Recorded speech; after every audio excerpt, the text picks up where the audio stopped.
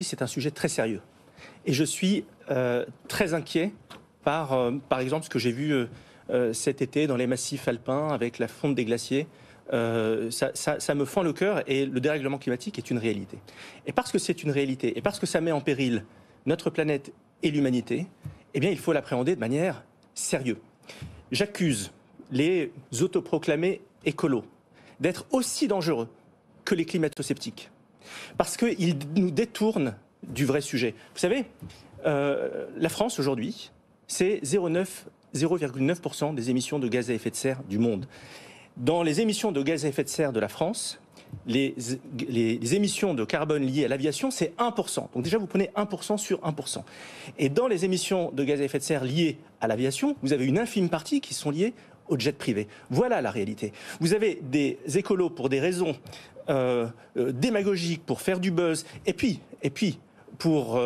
parce que ce n'est pas dit, mais c'est sous-jacent, pour s'en prendre à ceux qui ont réussi, pour s'en prendre au capitalisme, pour s'en prendre aux entreprises, décident d'investir un terrain et de se détourner des vrais sujets et de défendre des choses complètement aberrantes, comme par exemple la fermeture d'une centrale de nucléaire, celle de Fessenheim, d'appeler à une société sans centrale nucléaire, alors que le nucléaire, aujourd'hui, un vrai écolo devrait défendre plus que jamais l'énergie nucléaire, parce que c'est l'énergie décarbonée par excellence. Un vrai écolo aujourd'hui devrait dire on va mobiliser tous les chercheurs, toutes les entreprises de France et de Navarre pour inventer les carburants de demain. On parle du nucléaire de 4e génération qui est en préparation à ITER et autres. Mettons beaucoup plus de moyens pour préparer les énergies de demain. Et plutôt que de nous empêcher de voler en avion, posons-nous la question de savoir comment on va inventer l'avion du futur. Et les avionneurs y travaillent. Mais évidemment, et Airbus y travaille, et Dassault y travaille, et c'est très bien. L'écologie, c'est un sujet qui mérite d'être appréhendé avec ambition, avec grandeur, et en n'étant surtout pas dans la négation de l'innovation et de l'économie de marché, puisque ce sont les entreprises et les innovateurs qui régleront le problème.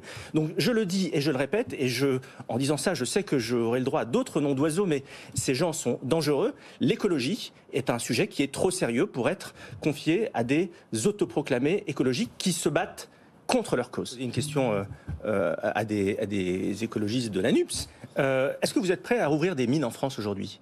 Parce que arrêtons de jouer aux hypocrites. Une grande partie aujourd'hui de notre pollution, on l'a déportée sur la Chine, qui émet, qui extrait les métaux stratégiques dont on a besoin, et y compris d'ailleurs pour la transition écologique, pour les panneaux solaires, etc. On les a confiés à la Chine, qui les extrait en Afrique dans des conditions humaines et écologiques absolument dramatiques. Donc soyons cohérents. Est-ce que vous êtes prêts à rouvrir des mines en France ? Moi, je pense que c'est nécessaire. Mais vous voyez, l'écologie aujourd'hui, c'est s'affranchir des dogmes. Et c'est là où l'écologie doit être un sujet sérieux. Ça n'exclut absolument pas de l'humilité, de la tempérance, de la sobriété. Et les deux ne sont absolument pas antinomiques. C'est une erreur de considérer que c'est soit d'un côté l'outrance capitaliste et d'un autre côté la décroissance bienveillante. Non, l'économie de marché, l'innovation, la technologie mènent au progrès, mais effectivement la nature humaine doit franchir un saut civilisationnel, être plus sobre, plus humble, plus tempéré. Et je crois que nous avons là en germe les clés d'une civilisation mature, moderne, qui pourrait nous transporter pour les siècles qui viennent.